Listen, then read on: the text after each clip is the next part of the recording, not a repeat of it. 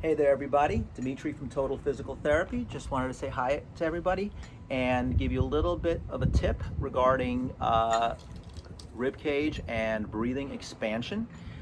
With everything going on right now with COVID-19 and everyone talking about shortness of breath and inability to take deep breaths in, wouldn't be a bad idea to learn how to expand those lungs, get those ribs mobile, and breathe into the back of your ribs. Now, there's been recent talk about critically ill COVID-19 patients nationwide that have had better results with being ventilated while lying on their stomachs. Now, why is that? I'm not a pulmonologist or a medical doctor, but in the things that we do to help our clients breathe better, we talk a lot about expansion of the back of the ribs in order to gain a better inhalation. And if these folks in the hospitals are getting ventilated better when they flip those patients over, when they're breathing and expanding the back of the ribs because now they're kind of face down, right? So let's give you guys a drill that you can do to help expand the back of your ribs. Also, if you throw in the fact that we're all kind of stressed out right now with everything that's going on, and we know through multiple posts that we have put in the past, when we are stressed, we have shorter inhales and exhales.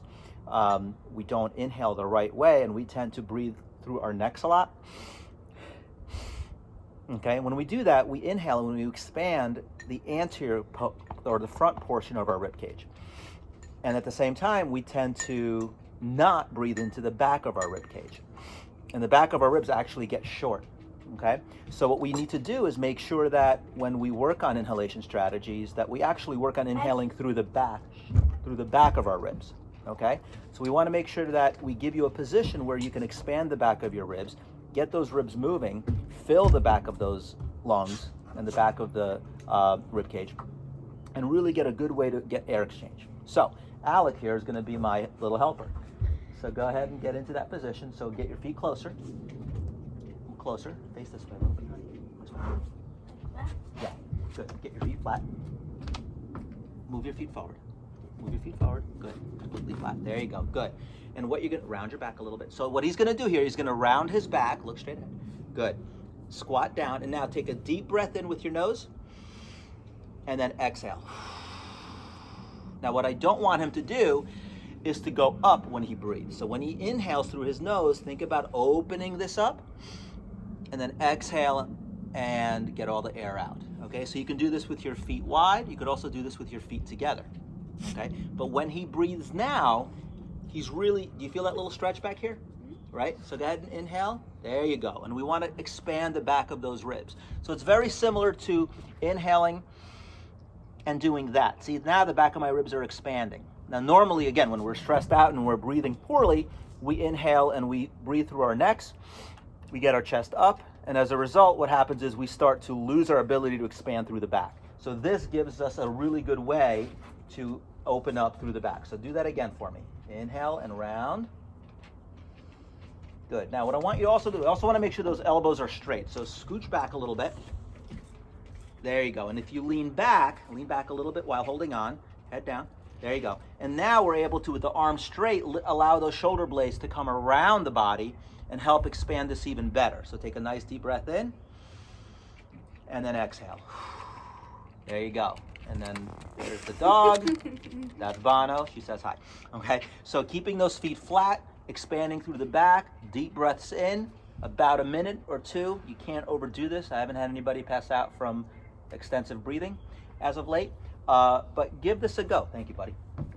So this is something that we could all try.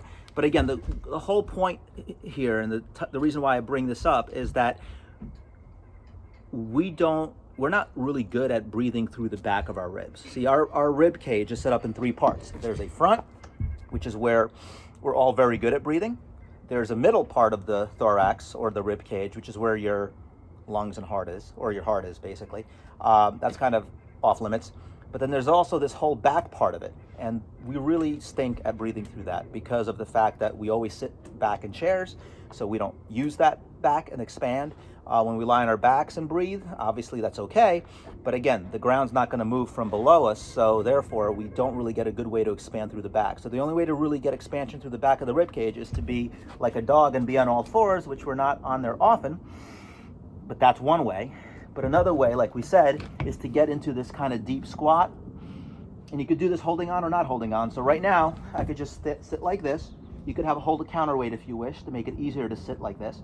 Or you could sit on a block or something to, if you can't get into a deep squat position, get yourself into a low sitting position that's comfortable, and you can get into that position here and really allow the back of those rib cage to expand. Okay, so give this a try. If you guys have any questions, feel free to reach out. You could always email me, DM me, call me. We talked about smoke signals; they're still out there.